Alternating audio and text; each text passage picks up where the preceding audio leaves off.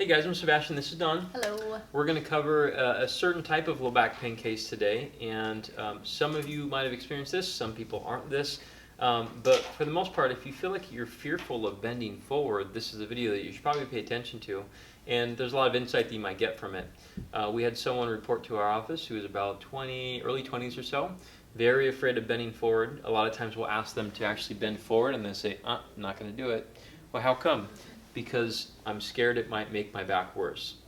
Really unsure if their back is actually going to get worse or not. It's a totally merited fear, but sometimes the lack of bending forward or rounding the spine will increase their problem, and it actually will create the presentation they have today.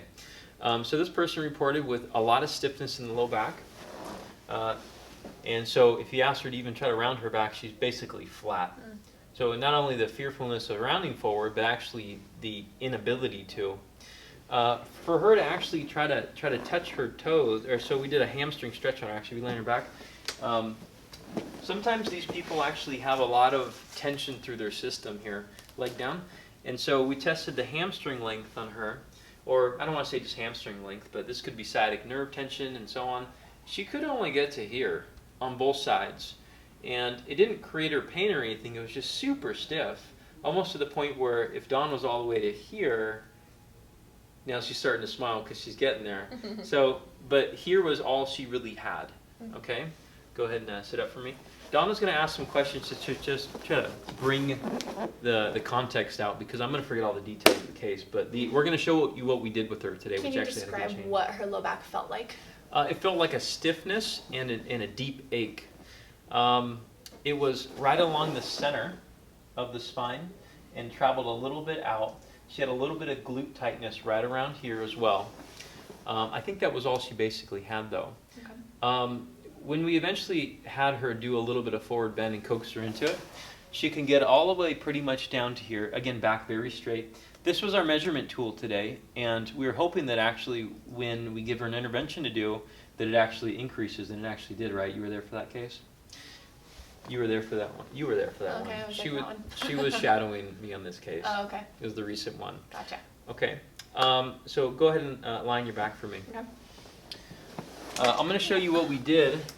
We only did one thing after eventually trialing a few things and doing a full examination and figuring out which was actually safe for her. Go ahead and let's put this up under your tailbone. Okay. So I wasn't sitting here. When we actually did this. We just had a chair here. That way you really didn't have to do too much work. All I want you to feel at this point, Dawn, is that your back can sag into the table. Mm-hmm. Sound right? Yep. Okay. Okay, just keep going. Here, slide down this way. Okay. Just trying to get comfy here. Okay. So the point of the pad under the tailbone, not the sacrum, not the low back, is to allow the sag to occur. Okay, I want you to breathe into the table here with deep breaths. When you take the deep breath, you should feel that your back should kind of flatten even more into the table. Yep. We did this for, I think, over the course of about 2 minutes or so, and then we did a retest. Usually in this position, I'll test a few things just to see if actually rounding her spine is safe or not. Because the fearfulness of it is one thing, but the actual, is it safe or not, is a different thing. Does that feel okay? Mm-hmm. So this is one way to test if a round is okay in the low back. Bending forward is another one, and sitting sloppy is another one too. Did you get her that far in the first part, or you just kept her at 90 first? No, I got her around here. Oh, okay. I tested. This was part of the exam. So we tested it, and then we went here mainly for the treatment. Gotcha. I know this doesn't look like treatment, but if you're the person, there was zero pain, zero discomfort in this position, felt like nothing was happening. Sounds great. Yeah, right? Especially when you're having pain all the time. Yeah. So we hung out in this position for about 2 minutes, and then we had her stand after that. And we had her touch her toes. And she went probably, instead of here, she went to about like right here. That's a pretty good improvement. Yeah, and so actually when she did it, I wasn't paying too much attention in the beginning about where she started. But afterwards, when she did, she's like, whoa, that's crazy. Mm-hmm. So her response was enough that we really need to figure out that we're going the right direction. Now we can figure out why this pad was such an improvement to her, or why it helped her. Do you have any insight on that? Yeah, so ultimately the amount of thickness on this and where you place it, so it's not like super high on your sacrum or anything of that sort. Where you're putting it is right at the base. Here, let's go up here really quick. So if you look at the spine here, and you can even see this one's like a little extendy still, right? And this is where she was at. We're putting it right at the base of the tailbone here. So when you put pressure through that spot when you're laying down, it creates a little bit of pelvic tilting going backwards. That's where that back feels a little bit flatter against the table. And there's no gravity going on. There's nothing happening. It's just creating a little bit of a decompressive force at the base of the spine there and starting to introduce some flexion in. Yeah, you brought up a good point, actually. We should bring this up on the camera again. So she mentioned the word decompression, which decompression can be helpful for a lot of people like this, but it's also the type of decompression that we provided her. She can do a lot at home, but also it's super specific for what her problem was. If you look at these little joints in the back right here, and also the little nerve and the holes right there, if you draw a line right around like where all the little yellow lines are, this is what we call the back side of the spine, and then there's the front side.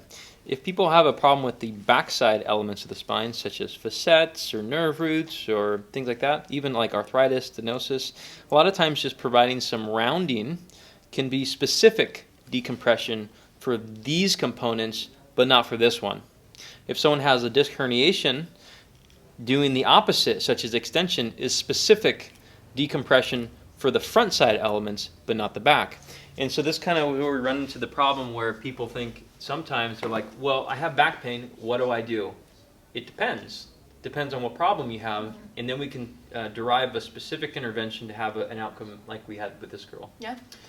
So yeah, if you guys have questions on things, you can always reach out to us. We're available to help. We're locally, You got it. world famous chiropractors in Costa Mesa, trademark now, so just to let you know.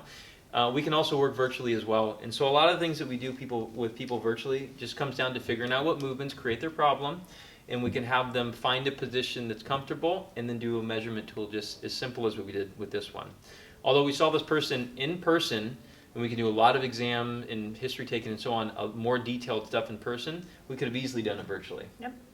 Cool. Subscribe to the channel, like, and share. See you guys next time.